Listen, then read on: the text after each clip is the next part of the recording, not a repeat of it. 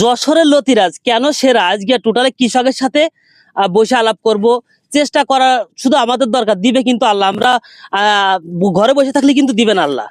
প্রতিটা গাছে আপনার এক এক পোষে কিন্তু এক এক কেজি লতি কাটার মতো। গতকালকে না আগের দিন একজন বলছিল যে লতিগুলো টান দিয়ে দেখাতে, আসলে এদের কি বলবো, দেখেন এই জায়গায় কোনো ফাঁক আছে? আমরা টোটাল জমিটা দেখাবো, আজ কৃষকের সাথে কথাও বলাবো। দেখেন অবস্থা, যদিও আমি একটা গাছের থেকে এক পচে প্রায় 1 কেজি কাটি ফেলাইছি, ওটা দেখাতে পারলাম না, অবশ্যই ভিডিওটা ভুল শুটিং হয়ে গেছে আমাদের। অবস্থা দেখেন, আমরা টোটাল কি কি মেডিসিন দিচ্ছে আমাদের কৃষক, সেটাও দেখানোর চেষ্টা করব। কৃষকের সাথে আলাপ করার চেষ্টা করবো, যেহেতু লতি আজকে কতল করতেছে। লতি কচু চাষ করার সময় বেশ কিছু জিনিস মাথায় খেয়াল রাখা প্রয়োজন, ওগুলার বলছি না, আজকে কিছু মেডিসিন সম্পর্কে আপনাদের সাথে শেয়ার করার চেষ্টা করবো ইনশাল্লাহ। যদি ভিডিওটি ভালো লাগে সবাই কিন্তু আমাদের পাশে থাকবেন, আমাদের চ্যানেলটা সাবস্ক্রাইবার করবেন, ফলো দিয়ে পাশে থাকবেন ইনশাল্লাহ। এই লতিরাজ কচুতে দেখেন সার এত পজিশনে ইউজ করার কারণে মাটিগুলো দেখায় আমাদের বাবুল সাহেব, মাটিগুলো কিন্তু একদম ভমরের মতো কালো হয়ে রয়েছে, যেহেতু ইউজ পরিমাণে মেডিসিন ব্যবহার করা পড়েছে, তার কারণে এই সমস্যা। লতি কচুর প্রথম চান্সে আমাদের খুব কিছু গুরুত্বপূর্ণ ভূমিকা আছে। লতি কিন্তু একদিন ট্রিটমেন্ট করার সাথেই লতি আসে না। এই লতিরাজ কচুতে ট্রিটমেন্ট দেওয়া কিন্তু আজ থেকে 2 মাস আগে, ফলাফল কৃষক কিন্তু এখন পাচ্ছে।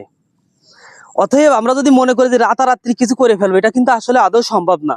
এখানে হচ্ছে প্রায় 30 শতক জমি, এই সপ্তাহে ম্যাক্সিমাম এখানে 30 শতক জমি থেকে আমার মনে হয় না হলেও 16 থেকে 17 মন লতি হয়ে যাবে। গতকাল বিক্রি হয়েছে 110 টাকা কেজি, তাহলে 17 মন লতি হলে 110 টাকা কেজি, কত টাকা দেখেন, প্রায় লাখ টাকার একটা ব্যাপার স্যাপার। সারা বছর টাকা কি প্রয়োজন আছে? সারা বছর টাকা প্রয়োজন নেই।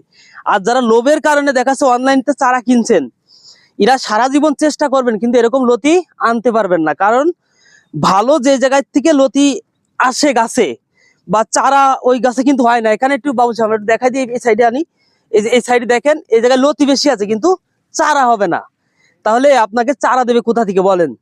আপনারা যে চারা করেন, যে কৃষকের লতি হয় ভালো বা যে জমিটায় লতি ভালো হয়, ওখানে কিন্তু আসলে চারা নিজের কৃষকের নিজের লাগানোর জন্যই পাবে না।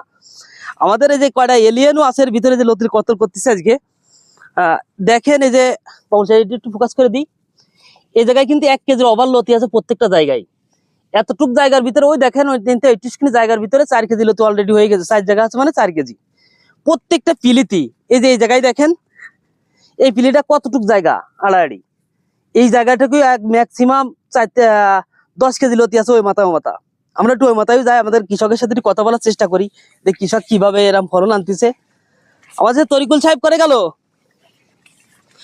তরিকুল সাহেব ওই যে আমাদের কিছু গোপন কি মেডিসিন দিচ্ছে আমাদের এই দর্শকের একটু বলা যাবে না? এইসব বললি তো আসলে বলা যায় না, বললি সমস্যা, তাই না? সমস্যা। মানে যে বিভিন্ন যে ইউটিউবে বা বিভিন্ন যে ফেসবুকে দেই যে এ দিলি ও দিলে, এছাড়া এগুলো সত্যতা আছে না এর ভিতরে? সব ভাগতা মনে করেন যে যে যা দেবে করতে চায় না কেউ, কেউ করতে চায় না। মানে লতির চাষ যেই করুক, মানে নিজের ভাইরাও সাজেশন দেয় না, তাই না? এটা বড়। আর একটা কৃষকের কাছে আমরা একটু শুনি, ভাই যে লতির চাষ যারা করে কেউ কারো কি সাজেশন দেয়? না ভাই, দিতে চায় ব্যক্তিগত বিষয় ভাই। ব্যক্তিগত বিষয়, মানে সাজেশন দিলি যদি নষ্ট হয়ে যায়, দোষ হয় যে সাজেস্ট করে সে। আর কতটুকু আছে তোমার? আমার 10 কেজি আছে। হচ্ছে আলহামদুলিল্লাহ। যাক, সবাই তো আর হচ্ছে না, আমাদের মাঠে তো মনে হয় 50টি কৃষকের মধ্যে মনে হয় হচ্ছে মানে 4-5 জনের, তাই না?